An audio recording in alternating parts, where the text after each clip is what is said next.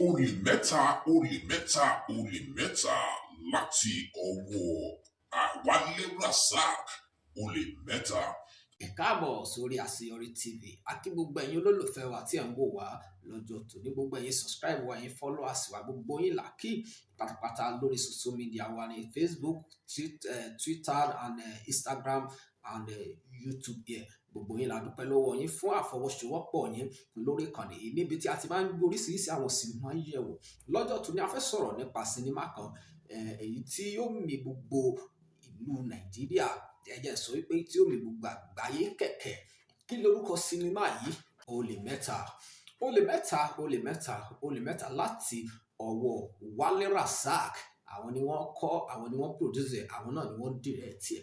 OLE META ó máa jẹ́ sinimá kan tó máa ní agbára. Gbogbo ẹ̀yin tí ẹ ń retí sinimá OLE META, ẹ darapọ̀ mọ́ wa nínú fídíò yìí. Ẹ fi kọ́mẹ́ǹtì yín ṣọwọ́ sí wa. Ẹ drop kọ́mẹ́ǹtì yín àwọn nǹkan tẹ́ ń retí nínú sinimá OLE META yìí. Kí ni ìfojúsùn yín nínú sinimá OLE META yìí? Ǹjẹ́ ẹ̀yin náà ò lè dúró láti wò gẹ́gẹ́ bí ọ̀pọ̀lọpọ̀ èèyàn ti sọ pé OLE META mo gbọ́dọ̀ wo sinimá yẹn, ó yẹ kó ti jáde, ó hot lára everybody fẹ́ wo OLE META. Nítorí kí ló fáwọn èèyàn ní attention sí sinimá OLE META yìí? Ẹ rí wípé àwọn àgbààgbà mẹ́ta tó wà níwájú pósítà tí wọ́n pè ní OLE META yìí, kò sí, mi ò mọ̀ bóyá ìwọ náà ti rí wọn. Tó bá jẹ́ pé o ti rí pósítà yìí ni, in fact ó yẹ kẹ́ ti rí pósítà yìí ní under fídíò yìí. Tẹ́ bá ti rí àwọn bàbá tí wọ́n kú sí, tí wọ́n fẹ́ jalè nínú fíìmù yìí, ẹ ti mọ̀ wípé fíìmù eléyìí ó máa kọjá bẹ́ẹ̀. Ẹ yá ká wò bó ṣe máa lọ. Bàbá wa Abija bí ẹ̀kún, àwọn ni olè àkọ́kọ́. Bàbá wa Lapini osaa, àwọn ni olè ẹlẹ́ẹ̀kejì. Bàbá wa Lalude osaa tí ó ta, àwọn ni olè ẹlẹ́ẹ̀kẹta. A fẹ́ wò bó ṣe máa ró, bó ṣe máa fáyà, bó ṣe máa zẹ̀ ní Nàìjíríà nínú sinimá OLE META. Èmi gẹ́gẹ́ bí ẹnìkan, Samuel King, mi ò lè dé. Mo ti ń dúró de sinimá OLE META níwọ̀n ìgbà tó bá kọ́kọ́ jáde. Orí channel ilẹ̀ ti kọ́kọ́ máa ṣe kíni, láti kọ́kọ́ máa review ẹ̀ bóyá báwo ló ṣe weight tó, báwo ni ó ṣe lágbára tó.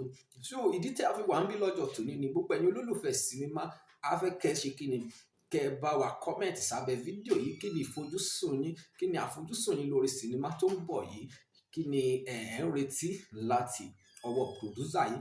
And báwo ni iṣẹ́ ìṣe máa jẹ́, àti kí ni èrò yín lórí iṣẹ́ yìí? Ẹ drop comment yín sábẹ́ fídíò yìí. Ẹ má gbàgbé láti subscribe sórí channel yìí Àṣeyọrí TV. Ẹ subscribe kẹ́ share fídíò wa, á dára fún yín. Ẹ jẹ́ ká sáré ka comment díẹ̀ lórí poster yìí ní eléyìí tí a post sórí Facebook. Bí a ṣe máa ń ṣe ní every movie tá a máa ń review, a máa ka comment, a dẹ̀ máa ṣe kíni, a dẹ̀ máa ń review àwọn videos tó jẹ́ gbòógì. Àwa ò ní bá wọn review fídíò tí ò dáa. Fídíò tó bá dáa làwa máa gbé wá fún yín. Àwọn sinimá tó bá dáa, àwọn fíìmù tó bá legit làwa máa ṣe kíni, làwa máa gbé wá fún yín. Ẹ já sáré ka kọ́mẹ̀ntì àwọn olólùfẹ́ wa kó tó di pé a lọ fún tèmi. Ẹ má gbàgbé láti follow wa lórí Facebook Àṣeyọrí TV. Ẹ má gbàgbé láti follow wa lórí Instagram àti gbogbo àwọn social media wa tó kù, láti máa fi kọ́mẹ̀ntì yín ránṣẹ́. Bákan náà lórí fídíò yìí, a máa ka kọ́mẹ̀ntì àwọn èèyàn ní next movie review tá a bá fẹ́ review. So á dáa kí wọ́n náà drop kọ́mẹ̀ntì ẹ̀, ká lè ka kọ́mẹ̀ntì ẹ̀ ní next review. Let's go by the Facebook. Àwọn tó kọ́mẹ̀ntì lórí poster lórí Facebook. Ẹni àkọ́kọ́ ni Funny Promise Comedy. Àwọn sọ pé I love this Baba Lalude trouser. Wọ́n ní wọ́n like trouser Baba Lalude. Ẹ jẹ́ kí n wo trouser Baba Lalude. Trouser Baba Lalude ò balẹ̀. Let's go there. Ẹni kejì, Ilésànmí Ọláríwájú. Àwọn ní thank to the producer for bring those man back. Àwọn dúpẹ́ lọ́wọ́ producer Wálé Rasaq láti kó àwọn bàbá wa padà sórí sinimá, láti kó àwọn bàbá wa padà sójú screen máwòrán yín. In fact OLE META ó máa loud. Drobẹ̀ ìpùà, drobẹ̀ èmi Lalude ẹni sùn náà. Tí àwọn mẹ́ta yìí bá ń jalè, ẹ believe pé ọlọ́pàá kan wà tó lè arrest wọn tàbí tó lè mú wọn.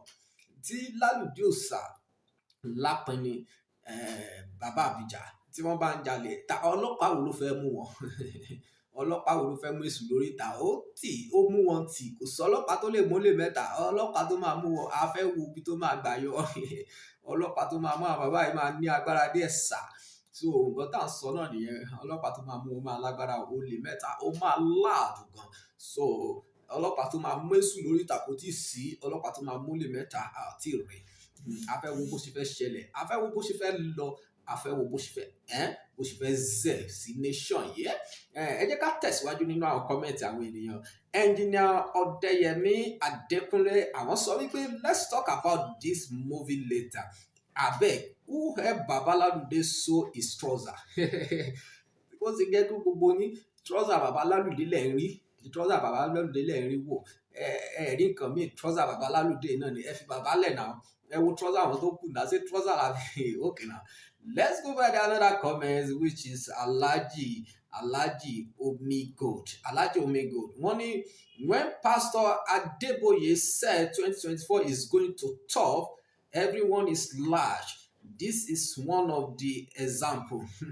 Ó ní nígbà tí bàbá wa Adébóyè sọ wípé 2024 ó máa lágbára, ó ní gbogbo ènìyàn rẹ́rìn, ó ní example kan nìyí. 2024 máa lágbára lóòótọ́ níbi tó bá ti kó bàbá Lalude, bàbá Lápínì osaa, Abija sí olè ẹ mọ̀ pé àwọn bàbá yìí wọ́n ṣe modern, as in kan ṣiṣẹ́ modern normal modern, bí kan ṣe babaláwo modern, babaláwo culture, babaláwo epic ni wọ́n sábà máa ń ṣe nínú sinimá. Ṣùgbọ́n ilé tí wọ́n tún wá gbédé sìn àwo ni olè náà fẹ́ jà, wọ́n fẹ́ ṣe bí boys. Ó máa loud gan. Gbogbo ẹ̀yin olólùfẹ́ wa, ẹ make sure pé ẹ subscribe sí channel yìí sẹ́. Ẹ subscribe sí channel yìí. Tí Olè Mẹ́ta bá ti ń jáde, àwa la kọ́kọ́ máa sọ kí ni?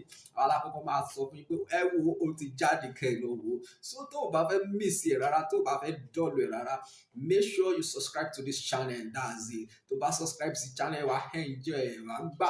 Gbogbo bá ṣe ń lọ la ó sì máa fún yín tán lórí ìkànnì yìí. Bẹ́ẹ̀ ni la ó sì máa fún yín tán lórí ìkànnì yìí. Ẹ já tẹ̀síwájú láti wo kọ́mẹ̀ntì ẹnìkan orí Orúbù Abbas, eléyìí kì í ṣe Yorùbá, Orúbù Abbas. Àwọn kan tún mọ̀ pa Lalude. Only is Lalude trouser for me.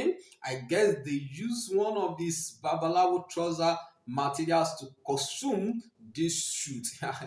Wọ́n ní trouser babalawo kan náà lò fún trouser Baba Lalude náà lò náà fi rán ṣòkòtò Baba Lalude. Why tí gbogbo yín tó ṣe jẹ́ pé ẹ focus lórí ṣòkòtò Baba Lalude yìí nìkan?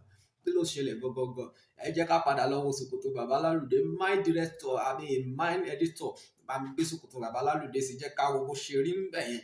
Thank you very much. So àwọn èèyàn most comment tá à ń rí lórí social media wa náà ni pé orúkọ Baba Lalude òun ni gbogbo wọn ń sọ.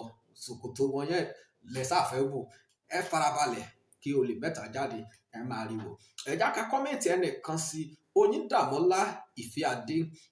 Àwọn ní are you for real? 3 babalawo is doing olè. Ó lágbára gan o, ó máa láàdù gan o. Wọ́n ní 3 babalawo. Nǹkan tí mò ń sọ náà nìyẹn pé tí àwọn bàbá yìí bá lè lọ jalè, tí wọ́n bá lè lọ jalè, ta ló fẹ́ mú wọn? Ta ló tó bẹ́ẹ̀ láti gbéná wojú ẹkùn? Lalude osaa. Ẹ wo fíìmù yìí ó máa dé part 1, part 2, part 3, part 4, part 5. Àwọn tó ti wo Ìṣàkàbà, ìwọ tó ti wo Ìṣàkàbà, ẹ mọ̀ pé láyé ìgbà náà lọ́wọ́ nígbà tí Ìṣàkàbà jáde, a ní Ìṣàkàbà 1, Ìṣàkàbà 2, Ìṣàkàbà 3, Ìṣàkàbà 4, Ìṣàkàbà 5. Ṣeré eléyìí ó máa dé Olè Mẹ́ta 27. Nítorí bọ́n ṣe fẹ́ mú wọn yẹn la fẹ́ rí gangan. Ẹni tó fẹ́ mú àwọn olè yìí, ẹ ṣáàjà máa bá ètò lọ, ẹja máa bí ètò lọ. Gbogbo ẹ̀yin olólùfẹ́ wa, àgbègbè ṣe tí ẹ darapọ̀ mọ́ wa lórí ìkànnì Àṣeyọrí TV. Ojú tí ẹ fi ń wò wá ò ní fọ́, etí tí ẹ fi ń gbọ́ wa kò ní di lágbára Ọlọ́run. À ń sọ fún yín báyìí pé ẹ má gbàgbé láti ṣe kíni, láti drop comment yín sórí ìkànnì Àṣeyọrí TV pẹ̀lú lábẹ́ fídíò tẹ́ ń wò yìí. So nígbà tá a bá máa padà wá, a tún review gbogbo nǹkan tẹ́ bá sọ náà, la ó tún gbé jáde, la ó tún fi hàn fún àwọn ènìyàn. Ẹ ṣe àdúpẹ́ o. Olè Mẹ́ta ó ń bọ̀ lọ́nà láti ọwọ́ ọ̀gá wa àgbà òṣèré ni Wálé Rasaq. Àwọn ni wọ́n kọ́, àwọn ni wọ́n produce, àwọn náà ni wọ́n direct ẹ̀. Ó máa lágbára. Ohun tí ó ṣẹlẹ̀ rí ní movie industry ló fẹ́ ṣẹlẹ̀ yìí. Bẹ́ẹ̀ ni ohun tí ó ṣẹlẹ̀ ní movie industry òun ló fẹ́ ṣe kíni, òun ló fẹ́ ṣẹlẹ̀ nínú olè mẹ́ta. A máa pàdé nígbà tí olè mẹ́ta bá ti jáde. Gbogbo yín ẹ lọ wò, ẹ make sure pé ẹ wò, ẹ dẹ̀ make sure pé ẹ subscribe sórí channel nítorí pé tó bá ti jáde àwa la máa fún yín bí ó ti yé yín báyìí náà, a máa fún yín. Orúkọ tèmi ò tí yí padà, èmi ni ọmọ akíakíakíá máa gbà aka akíkọmẹ́díà. Èmi náà mo wà ní ojúmáwòrán yìí tí mò ń bá yín sọ̀rọ̀ lórí Àṣeyọrí TV. Tó bá tún di ọ̀la a ó tún máa wá sórí ètò yìí láti gbé sinimá míì jáde láti sọ̀rọ̀ lórí sinimá míì. Tí ẹ bá ní sinimá tí ẹ fẹ́ ká sọ̀rọ̀ nípa ẹ drop ẹ sórí comment section yìí. Tí ẹ bá ní sinimá kan tẹ́ ẹ ń wò pé ẹ bá wa review sinimá yìí kìnìkan. Mo máa ń sọ fáwọn ènìyàn pé kẹ́ tó lè lọ wo sinimá ẹ wá sórí Àṣeyọrí TV. Ẹ kọ́kọ́ béèrè kẹ́ má lọ ṣe kíni, kẹ́ má lọ wo sinimá tí ò ṣe kíni tí ò lọ ń bẹ̀. Àwa la máa sọ fún yín pé sinimá tí ẹ fẹ́ wò yìí ẹ jẹ́ ká bá yín wò ó, ẹ jẹ́ ká bá yín wo bó ṣe ń lọ. Ṣé sinimá tó wà recommended ni àbílẹ̀ tó jẹ́ pé a kò máa fọwọ́ tì sẹ́gbẹ̀ẹ́ kan. Àwọn sinimá tó bá legit làwa máa ń gbé wá sórí ètò fún àwọn olólùfẹ́ wa láti ṣe kíni, láti wò. Ó yá ó dàbọ̀, à ń lọ lé nínú yẹn, jẹ́ ká pàdé lọ́jọ́ míì ọjọ́ rẹ̀. Nígbà tá a tún máa pàdé mo gbà á ládùúrà wípé ojú tí ẹ fi ń wò wá ò ní fọ́, etí tí ẹ fi ń gbọ́ wá ò ní di. A pàdé láyọ̀ àti àlàáfíà. Ó dàbọ̀.